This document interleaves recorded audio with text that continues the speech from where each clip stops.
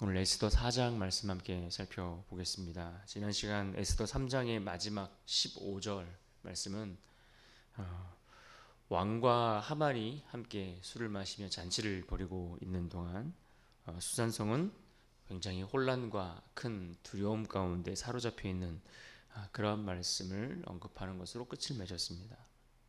권력자는 술을 마시고 백성들은 혼란에 빠져 있습니다.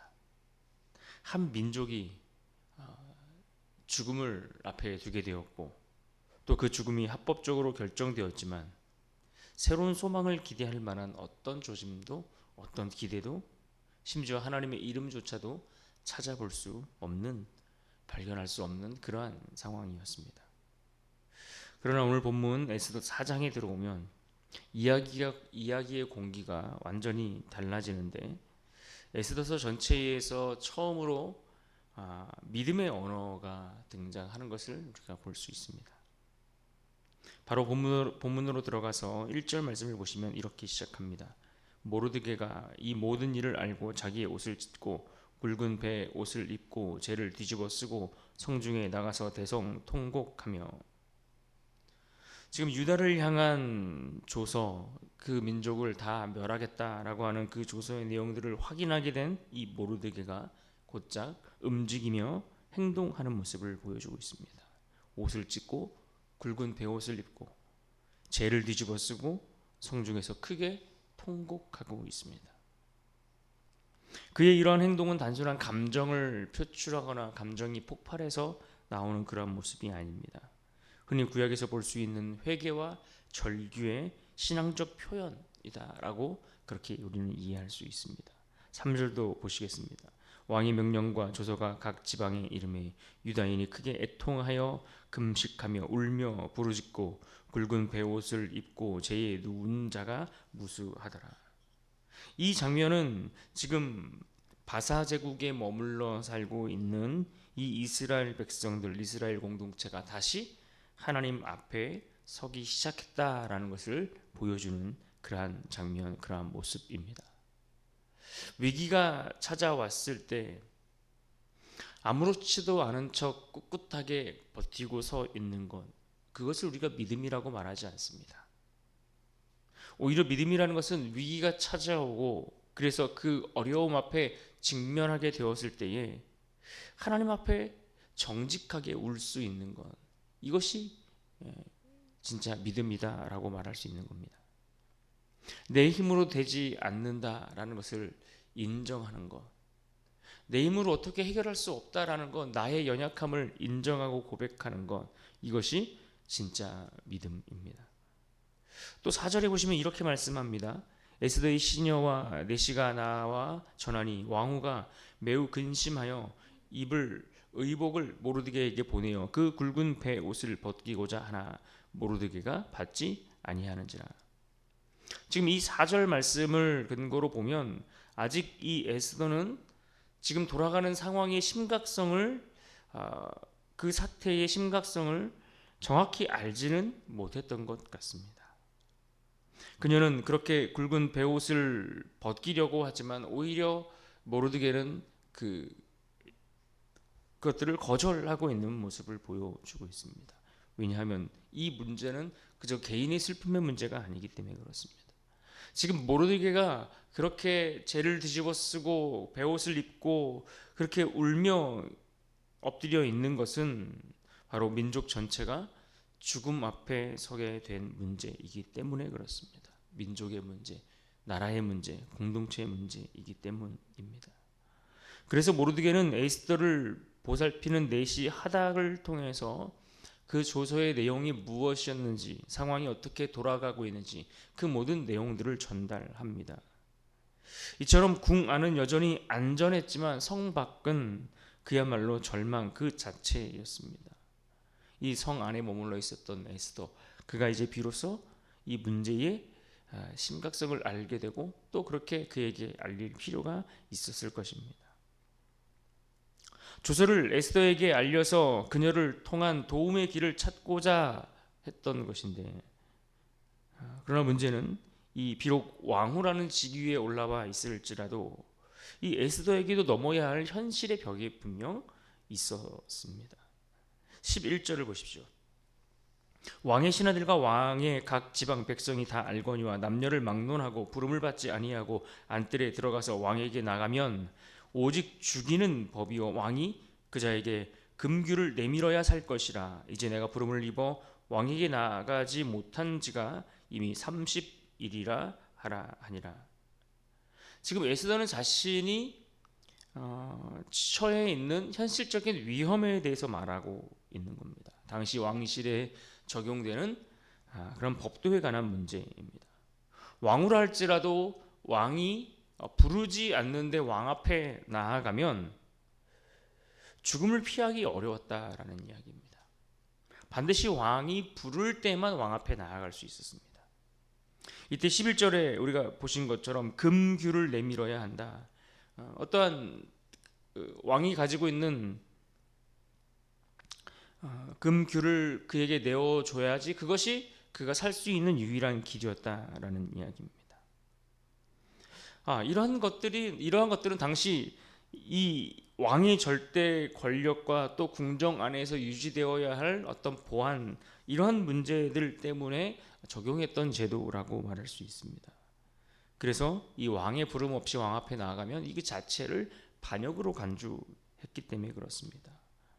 특히 이 왕의 손에 들린 통치권의 상징이라 할 수 있는 이 금규, 이것을 내밀어야 공적 사면을 면할 수 있는 그런 제도였던 겁니다. 그런데 문제는 에스더가 아직 30일 동안 왕이 한 번도 자신을 찾지 않아서 부름을 받지 못해서 나가지 못하고 있는 상황이다. 이런 상황에서 내가 불쑥 왕에게 찾아가면 이건 정말 내가 죽을 수도 있는 문제다라고 하는 이야기를 전하고 있는 겁니다. 이것은 단순히 변명하고 있는 장면이 아니라 실제적인 현실의 어려움, 두려움을 말하고 있는 그런 장면이라고 말할 수 있습니다. 지금 성경은 이러한 장면들을 이야기하면서 에스더의 두려움을 그저 그녀의 신앙 없는 모습, 그가 신앙이 없고 믿음이 없어서 이렇게 두려워서 무서워서 아무것도 하지 못하고 쩔쩔매고 있다, 이런 것을 이야기하고 있는 것이 아닙니다. 흔히 믿음은 두려움이 없는 상태라고 우리가 이해하기 쉽지만, 그러나 믿음은 두려움이 없는 상태가 아닙니다. 믿음은 두려움이 없는 상태가 아니라 두려움이 있고 현실적인 어려움이 있고 그래서 참 많은 불편하고 힘든 상황들이 있지만, 그러나 그 두려움을 안고도 순종하는 상태, 이것이 믿음을 가지고 있는 상태다라고 정확한 의미를 이해할 수 있는 것입니다. 두려움이 없어서가 아니라 두려움을 안고도 순종할 수 있는 것. 비록 현실적인 두려움의 상황이 있었지만 모르드게의 이 말들은 결국 에스더를 순종의 자리로 나아가도록 도전하고 있습니다. 그래서 14절의 말씀을 보시면 이 모르드게의 이 말이 에스더서 전체의 이 중심이 되는 그런 말씀이 되는데, 14절을 보십시오. 이때에 내가 만일 잠잠하여 말이 없으면 유다인은 다른 데로 말미암아 노임과 구원을 얻으려니와 너와 내 아버지 집은 멸망하리라. 내가 왕후의 자리를 얻은 것이 이때를 위함이 아닌지 누가 알겠느냐 하니. 여기서 주목할 부분은 이 모르드게가 하나님이라는 이름을 직접 말하지 않았다라는 것입니다. 그러나 그의 말에 주목할 것은 이미 하나님의 섭리를 전제로 이와 같은 말을 하고 있다라는 것입니다. 내가 잠잠하여도 유다인은 다른 데로 말미암아 노임과 구원을 얻으려니와.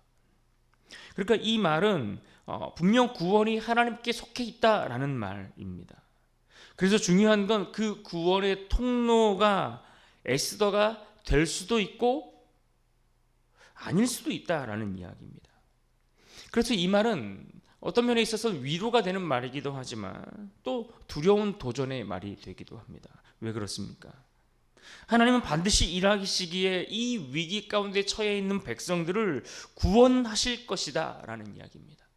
하지만 우리가 그분의 일하심의 통로가 되는 것은 결국 우리의 순종에 달려있기 때문에 그렇습니다. 그러니까 내가 순종하지 않고 내가 일하지 않는다고 해서 하나님이 하시고자 하는 일들이 중단되거나 멈추는 법은 없다라는 거예요. 내가 불순종한다고 해서 내가 순종하지 못한다고 해서 내게 주어진 그 부르심을 내가 거절하고 피한다고 해서 하나님이 하고자 하시는 그 구원의 일이 없어지거나 사라지거나 중단되지 않는다는 겁니다. 내가 아니어도 하나님은 얼마든지 하실 수 있는 분이십니다. 여러분, 천지를 말씀으로 창조하신 이가 그분 앞에 무엇이 불가능하고 어떤 일들이 하시지 못할 일들이 무엇이 있겠습니까? 그러나 내가 순종하면 하나님의 위대한 역사가 나를 통해 이루어질 수 있는 겁니다. 그래서 여러분 기억하셔야 됩니다. 내가 순종하지 못하면 하나님의 일이 중단되는 것이 아니라 그 복이 나에게서 넘어가는 겁니다. 내게 허락하신 그 은혜가 다른 사람에게 넘어가는 것입니다. 이제 에스더의 차례입니다. 두려움의 현실 앞에서 반응해야 할 때가 온 겁니다. 그래서 그녀는 결정을 내려야 하는데 어떤 결정을 내릴까요? 16절입니다. 당신은 가서 수산에 있는 유다인을 다 모으고 나를 위하여 금식하되 밤낮 3일을 먹지도 말고 마시지도 마소서. 나도 나의 시녀와 더불어 이렇게 금식한 후에 규례를 어기고 왕에게 나아가리니 죽으면 죽으리이다 하니라. 내가 규례를 어기고 왕에게 나아가리니 죽으면 죽으리이다. 에스더는 결정했습니다. 이 결정이 그녀의 감정적인 결정이 아닙니다. 그보다는 그녀가 금식과 또 공동체의 기도 위에서 나온 신앙의 고백이었다라고 말할 수 있을 겁니다. 그녀는 분명 두려움이라는 현실 앞에 문제라는 어떤 자신의 힘으로 감당하기 어려울 만큼 큰 현실적인 두려움들이 그 앞에 있었지만 에스더는 결코 혼자 가는 게 아니었다라는 고백을 하고 있는 것을 볼 수 있습니다. 16절을 다시 보시면 나를 위하여 금식하되 나도 나의 시녀와 더불어 이렇게 금식한 후에. 오늘 본문 에스더 4장에서 우리는 분명하게 이 공동체적인 신앙의 행동을 우리는 확인해 볼 수 있는 겁니다.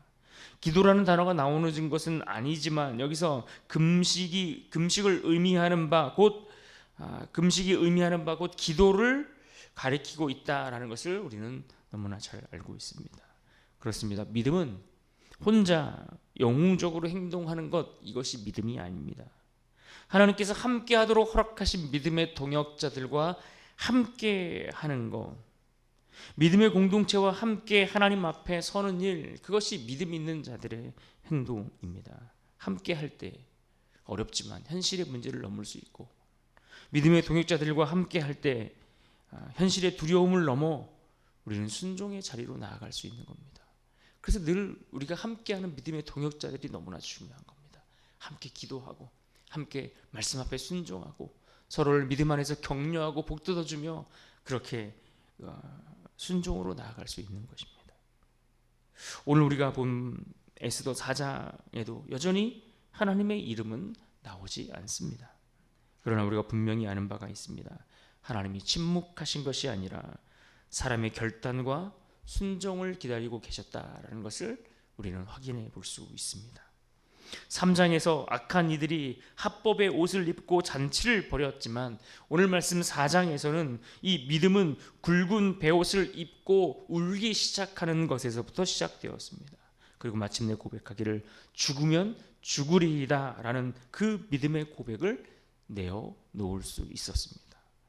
그런 의미에서 오늘 본문 4장 말씀 가운데 특별히 14절의 말씀을 우리가 다시 읽고 기억하고 붙들며 나아갈 수 있기를 바랍니다. 14절 말씀 우리 함께 읽습니다. 시작.